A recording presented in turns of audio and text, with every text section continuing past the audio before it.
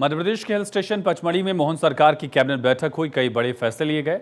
उज्जैन में 5 जून को होने वाले वेलनेस समिट की जानकारी दी गई। पीएम मोदी के 11 साल के कार्यकाल की उपलब्धियों को मनाने के लिए 9 जून को खास कार्यक्रम किए जाएंगे।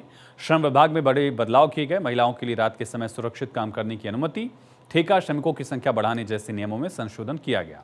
ये बदलाव श्रमिकों के संरक्षण को ध्यान में रखकर किया गया ताकि कोई भी शोषण न हो। नगरीय मंत्री कैलाश विजयवर्गीय ने कैबिनेट के फैसलों की जानकारी दी। का राजा भभूत सिंह की कर्मभूमि जन्मभूमि पर कैबिनेट की बैठक हुई है, जिसमें पचमढ़ी वन रिजर्व को राजा भभूत सिंह के नाम पर करने का फैसला लिया गया। पचमढ़ी वन्य जीव अभ्यारण्य का नाम बदलकर राजा भभूत सिंह वन्य जीव अभ्यारण्य किया गया।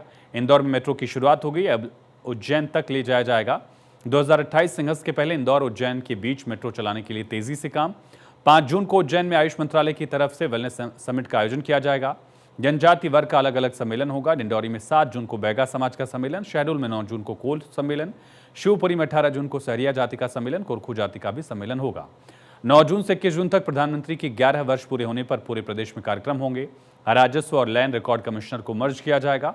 दोनों कमिश्नर को एक रूप किया जा रहा है, जिसका नाम लैंड रिसोर्सेज एंड मैनेजमेंट होगा। 2 पद की जगह 1 पद होगा। अब तहसीलदार को 2 श्रेणी में बांटा जाएगा। राजस्व के न्यायालय देखने वाले और लॉ एंड ऑर्डर देखने वाले अलग होंगे।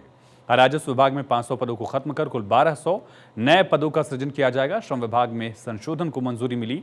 महिलाएं सुरक्षित तरीके से काम कर सके रात में, इसके लिए नियमों में संशोधन किया जाएगा। किसी का शोषण न हो, इसका ध्यान रखा जाएगा। ठेका श्रमिक नियमों में भी बदलाव किया जाएगा। लेबर एक्ट को संशोधन को मंजूरी मिली। इंदौर आईटी में एग्रो आईटी हब बनाने का फैसला किया गया। कृषि तकनीकी में बढ़ावा देने का काम होगा। साथ ही कृषि क्षेत्र के नौजवान इसके माध्यम से स्टार्टअप शुरू कर सकेंगे। जल जीवन मिशन योजना को लेकर लखनऊ में जल शक्ति मंत्री स्वतंत्र देव सिंह ने अधिकारियों के साथ समीक्षा बैठक की।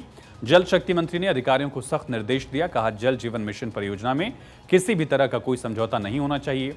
अगर किसी ने भी गुणवत्ता के साथ समझौता किया तो जिम्मेदार अफसरों के खिलाफ सख्त कार्रवाई की जाएगी। स्वतंत्र देव सिंह ने सभी अधिकारियों को निर्देश दिया कि खुद फील्ड में जाकर योजना से जुड़े मानकों की जांच करें। गड़बड़ी मिलने पर तुरंत कार्रवाई कर जानकारी दें। खबर है कि बुंदेलखंड और विंध्य क्षेत्र में जल जीवन मिशन से जुड़ी योजनाएं पूरी होने वाली हैं। ऐसे में मंत्री स्वतंत्र देव सिंह बुंदेलखंड के गांव-गांव जाकर निरीक्षण करने की तैयारी में हैं, ताकि जल जीवन मिशन की हकीकत सामने आ सके।